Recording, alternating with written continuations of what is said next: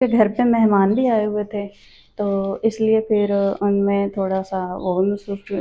آپ کو پتہ ہے کہ مہمان آئے ہوئے تو پھر تھوڑا سا کام ہو جاتا ہے زیادہ، تو مہمان جب چلے جائیں گے تو پھر تو زیادہ آسانی ہو جاتی ہے۔ تو میم بھی گئی ہوئی تھی، آگے ماشاءاللہ سے محرم آ گیا تھا، تو محرموں کی وجہ سے پھر باجی کو بھی اسکول سے چھٹیاں ہو گئی تھی، پھر میم بھی واپس آ گئی تھیں،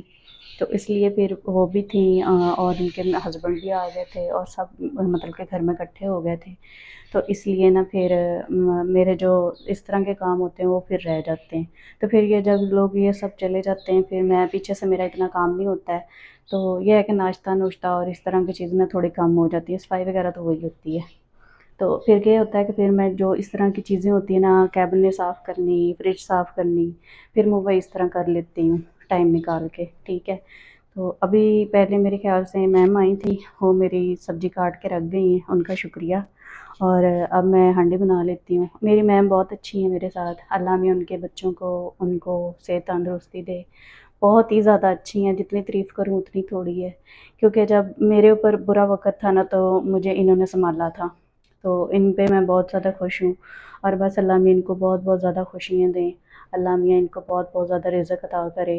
اور بس میں یہ دعا ہی میں کرتی ہوں، کیونکہ جو انسان پہ مشکل ٹائم ہو نا تو یہ وہ ایک انسان دیکھتا ہے نا تو وہ انسان کو کبھی بھولتا نہیں ہے، وہ دل کے مطلب کہ وہ بہت عزیز ہو جاتا ہے انسان نا۔ تو باجی میری اس طرح ہی ہے، میں نے یہ گھر جو ہے نا میں ادھر کام کرتی ہوں، ٹھیک ہے،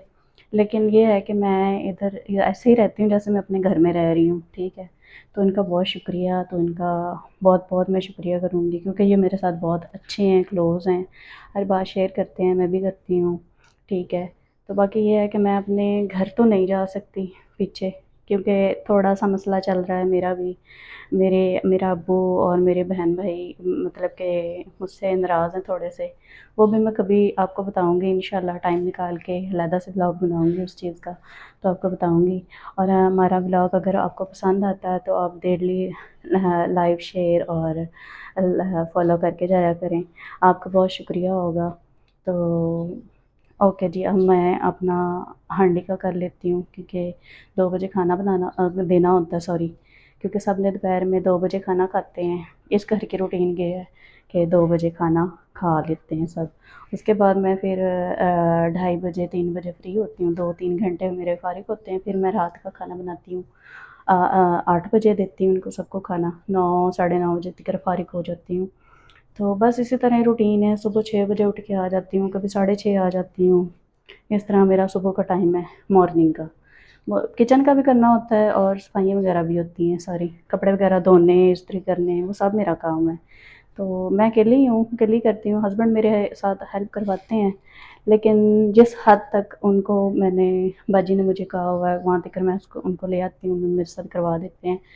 باہر گلیوں کا